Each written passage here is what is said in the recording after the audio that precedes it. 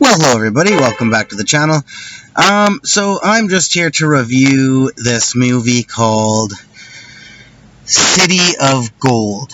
And I watched this movie online. It's an indie film. It's not like mainstream. You're not going to find it just out there. I watched it on an online website I came across for indie movies and whatnot. And it basically details this really a father and a son that are both really depressed, and the father ends up committing suicide. And not too long after this, the son re-meets up with his old girlfriend, and she's going on this trip to Peru to find this artist that she wants to bring back to the United States and publish. And so he ends up going with her, and they end up, the strange kind of place that this guy lives at in the middle of nowhere is occupied by these, like, people that are like, they're modern people, but they're like modern incarnations that like truly believe in like the old Incan way and the lost city of El Dorado and whatnot.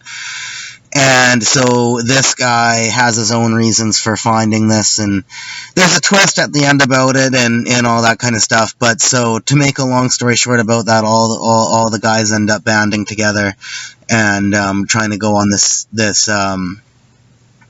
adventure to the lost city of El Dorado. But it's not really an adventure movie. It's more a thriller, almost horror-esque in ways. Like, it's really kind of dark, and there's lots of spooky kind of twists to it, and it travels back to the conquistador times too, like the Spanish Inquisition, when some of the famous conquistador explorers were looking for the city.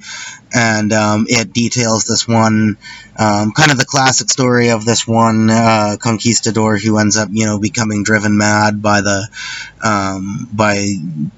obsession of finding the city, and he ends up doing like really bad stuff. Like he kind of enslaves a bunch of these Incans to like force them to help him find the city, and does all this weird kind of stuff to both them and his own people along the way. Pretty much just becomes insane. But it turns out that this guy, the father and the son, are that conquistador spirit, like reincarnated, like cursed to never fully die, but be passed on from person to person and generation to generation, and these people got it. So it's kind of not strictly a coincidence that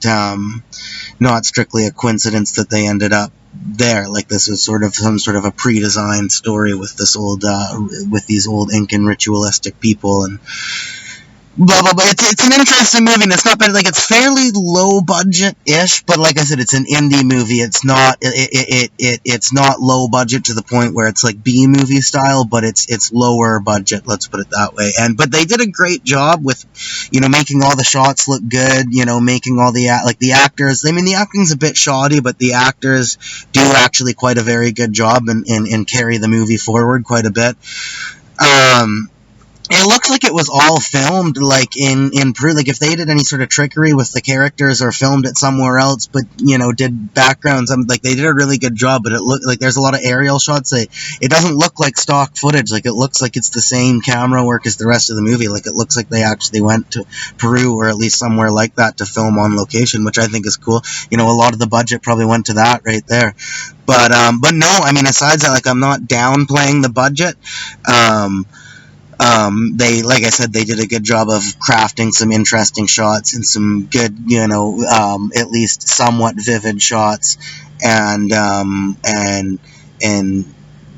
story was cool. Like, it was an interesting story, and especially when they went back to the Inquisition. Like, it was the same. It was kind of cool because it was the same terrain, like the same area that they were in the modern times, but they did a really good job of, like, nothing looked modern. Like, the people in their dress, the people how they were acting and talking, all was like that era, and it all looked cool that way.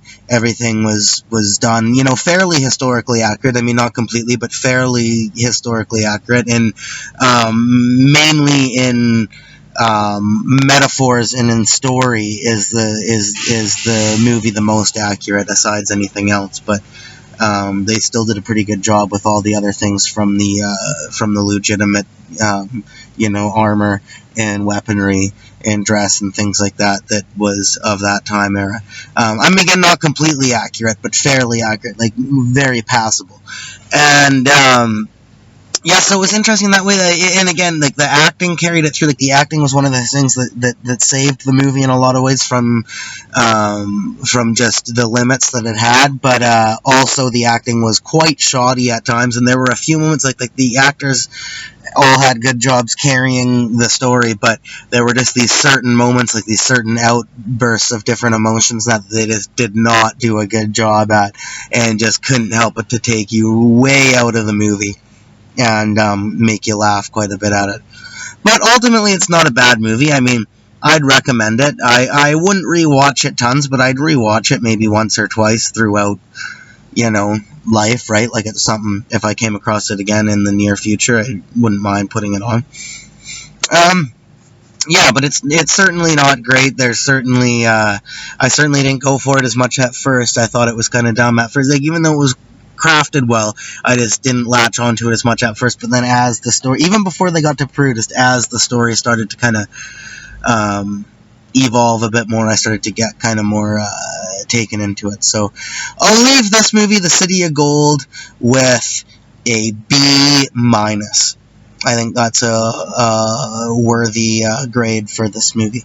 So that's that. That's today's review, guys. Thank you very much for watching, and I'll see you again next time.